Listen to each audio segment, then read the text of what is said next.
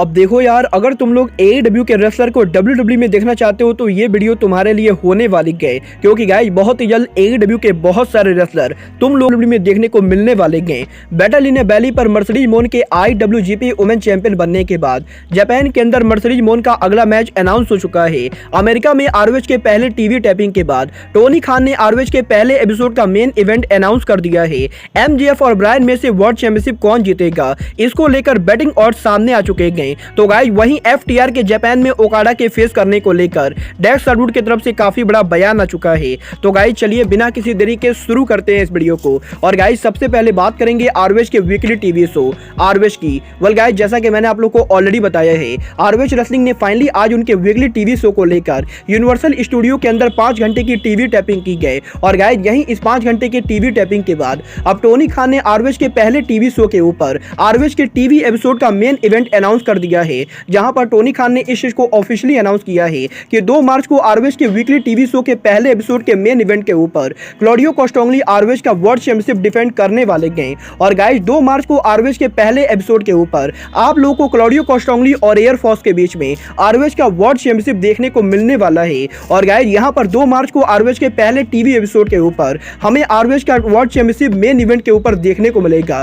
Well guys देखना बहुत ही दिलचस्प होगा कि टोनी खान ROH के वीकली टीवी शो को 1 घंटे का रखते गए या फिर टोनी खान ROH के वीकली टीवी शो को 2 घंटे का रखते गए। बट गाइस जहां तक बात रही टोनी खान की, तो गाइस यही इस हफ्ते अब टोनी खान के अगले pay per view revolution pay per view के मेन इवेंट को लेकर बहुत बड़े स्पॉयलर्स सामने आ चुके हैं। वेल गाइस जैसा कि आप लोग को मालूम है, AEW के रेवोल्यूशन पेपर व्यू के मेन इवेंट के ऊपर हमें ब्रायन डेनियल्सन और MJF के बीच में iron man world championship match देखने को मिलेगा। और गाइस इस साल रेवोल्यूशन पेपर व्यू के मेन इवेंट के ऊपर MJF AEW का वर्ल्ड चैंपियनशिप ब्रायन डेनियल्सन के खिलाफ 60 मिनट आयरन मैच में डिफेंड करने वाले हैं। और गाइस यही अब इस मैच को कौन जीतेगा, इसको लेकर बैटिंग ऑड्स सामने आ चुके हैं, जहां पर इन बैटिंग ऑड्स के अंदर ब्रायन डेनियल्सन के बैटिंग ऑड्स +900 है, तो गाइस वहीं MJF के बैटिंग ऑड्स -500 है। और गाइस यहां पर इस बैटिंग ऑड्स के हिसाब से ब्रायन डेनियल्सन इस मैच के अंदर अंडरडॉग प्ले करने वाले हैं। और गाइस यहां पर बैटिंग ऑड्स के हिसाब से AEW के रेवोल्यूशन पेपर व्यू के ऊपर MJF ब्रायन डेनियल्सन को क्लियरली बीट करके AEW के वर्ल्ड टाइटल को रिटेन करने वाले हैं।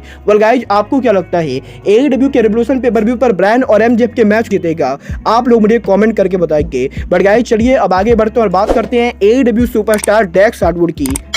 वल्गार बात करें यहाँ पर डेक्स हार्डवुड की, तो गाइज इस हफ्ते डेक्स हार्डवुड के लेटेस्ट इंटरव्यू के अंदर डेक्स हार्डवुड ने NJPW में उनके फ्यूचर अपीयरेंस को लेकर बात की गई, जहां पर इस हफ्ते डेक्स हार्डवुड के पॉडकास्ट के ऊपर डेक्स हार्डवुड ने इस चीज को कंफर्म किया है कि NJPW के रसल किंगडम 17 पेपर व्यू पर काम करने के बाद FTR NJPW में फ्यूचर में भी काम करने वाले गए। और गाइज अगर यहाँ पर अप्रैल में FTR का कॉन्ट्रैक्ट ओवर भी हो जाता है तब भी FTR NJPW के अंदर काम करने वाले गए। और गाइज यहाँ पर FTR इस चीज को लेकर होप कर रहे गए कि FTR के NJPW में रिटर्न होने के बाद FTR NJPW के अंदर एक बार फिर से IWGP टैग टीम चैंपियनशिप के लिए चैलेंज करेंगे। और गाइस क्योंकि अब NJPW के अंदर NJPW के IWGP वर्ल्ड चैंपियन काजुचिका ओकाडा और हिरोशी तनाशी भी IWGP टैग टीम चैंपियनशिप के लिए चैलेंज करने वाले हैं। तो गाइस यहां पर FTR पर्सनली ये होप कर रहे हैं कि ओकाडा और तनाशी के IWGP टैग टीम चैंपियन बनने के बाद ओकाडा और तनाशी के पहले चैलेंजर FTR होंगे। और गाइस यहां पर FTR पर्सनली NJPW में जाके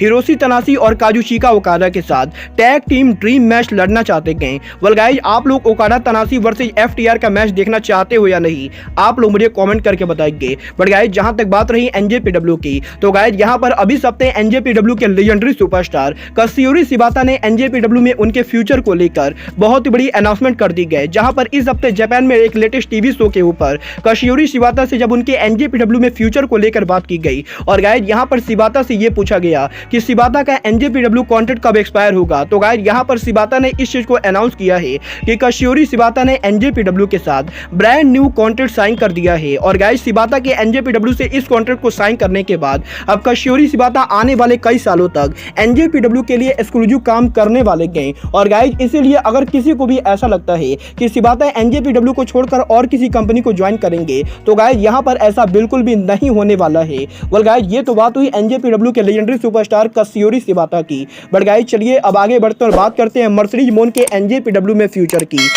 वेल गाइस, जैसा कि हम लोगों ने एनजेपीडब्ल्यू के बैटल इन अ वैली पे पर व्यू पर देखा, एनजेपीडब्ल्यू के इस साल के बैटल इन अ वैली पे पर व्यू के मर्सिडीज मोन कायरी सेन को हरा के एनजेपीडब्ल्यू के ब्रांड न्यू आईडब्ल्यूजीपी वुमेन चैंपियन बन चुके गए। और गाइस, यही मर्सिडीज मोन के आईडब्ल्यूजीपी वुमेन चैंपियन बनने के बाद अब मर्सिडीज मोन का टाइटल डिफेंस भी अनाउंस हो चुका है। और गाइस, यहाँ पर मर्सिडीज मोन का एनजेपीडब्ल्यू में अगला टाइटल डिफेंस और कहीं नहीं बल्कि एनजेपीडब्ल्यू के upcoming biggest pay per view साकुरा genesis पर होने वाला है। और गाइस, यहाँ पर अमेरिका में एनजेपीडब्ल्यू के बैटल इन अ वैली पे पर व्यू के ऊपर मर्सिडीज मोन के एनजेपीडब्ल्यू में डेब्यू करने के बाद अब मर्सिडीज मोन फाइनली जापान के अंदर एनजेपीडब्ल्यू के अंदर 8 अप्रैल को डेब्यू करने वाली है। और गाइस, यहाँ पर 8 अप्रैल को जब एनजेपीडब्ल्यू उनका साकुरा जेनेसिस पेपर व्यू करेगी तो गाइस 8 अप्रैल को एनजेपीडब्ल्यू के इस पेपर व्यू के ऊपर मर्सिडीज मोन एनजेपीडब्ल्यू का IWGP women championship Japanese superstar AGM के खिलाफ डिफेंड करने वाली है। और गाइस, 8 अप्रैल को फाइनली जापानीज फैंस को मर्सिडीज मोन का एनजेपीडब्ल्यू में डेब्यू देखने को मिलेगा। वेल गाइस, देखना बहुत ही दिलचस्प होगा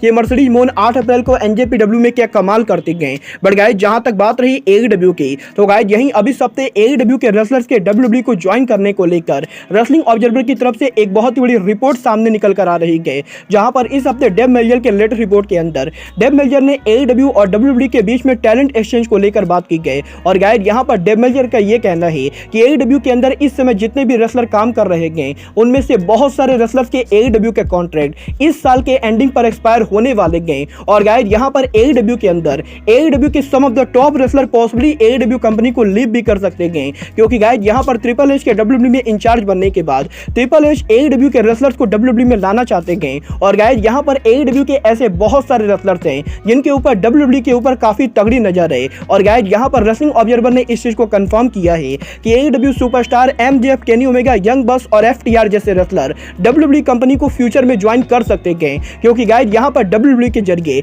एमजेएफ, केनी ओमेगा, यंग बस और एफटीआर इन सभी को कॉन्ट्रैक्ट किया गया है। और गाइस, यहां पर अगर टोनी खान की तरफ से टोनी खान कोई बड़ा ऑफर देके इन सबको एईडब्ल्यू में नहीं लाते गए तो गाइस यहां पर एमजेएफ, केनी ओमेगा, यंग बस और एफटीआर ये सभी इस साल के एंडिंग पर डब्ल्यूडब्ल्यू को ज्वाइन करेंगे। और गाइस, यहां पर अगर ये सभी एक साथ एईडब्ल्यू को लीव करके डब्ल्यूडब्ल्यू कंपनी को ज्वाइन करते गए तो गाइस टोनी खान की कंपनी की डाउनफॉल की शुरुआत हो सकती है। और गाइस, रेसलिंग ऑब्जर्वर पर्सनली ये बिलीव करते गए कि डब्ल्यूडब्ल्यू किसी भी कीमत पर केनी ओमेगा को एईडब्ल्यू से डब्ल्यूडब्ल्यू में लाने वाली है।